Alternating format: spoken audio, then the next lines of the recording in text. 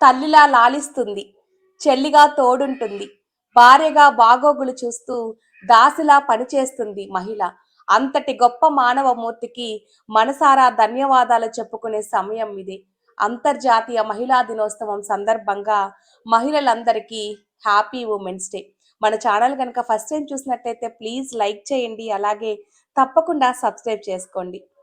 కనులు తెరిచిన క్షణం నుంచి బంధం కోసం, బాధ్యత కోసం, కుటుంబం కోసం అందరినీ కనుపాపలా తలచి, ఆత్మీయత పంచి, తన వారి కోసం అపర్నిశలు కష్టించి, వారిని సహించి, వారి భవిష్యత్తు గురించి తన ఇంటిని నందనవనం చేసే స్త్రీమూర్తికి పాదాభివందనం. ఈ ఉమెన్స్ డే సందర్భంగా మహిళల గొప్పతనాన్ని తెలిపే బ్యూటిఫుల్ కొటేషన్స్ మీకోసమే. వీటిలో ఏ కొటేషన్ నచ్చిందో కింద తప్పకుండా కామెంట్ చేయండి. స్త్రీ ఎక్కడ గౌరవించబడుతుందో అక్కడ దేవతలు ఉంటారు.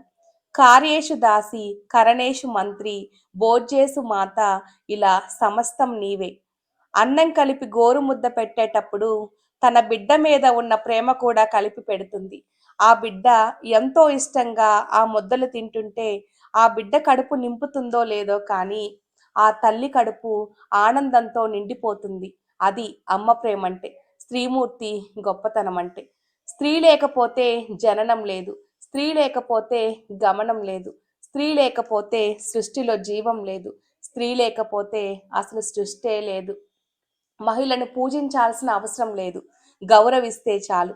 కుటుంబం కోసం త్యాగం చేసే మహిళలు వెనక పడినట్లు కాదు, మనం ముందు ఉండడం కోసం వారు వెనక నడుస్తారు. మగువ సృష్టికి మూలం, జీవం పోసే దైవం.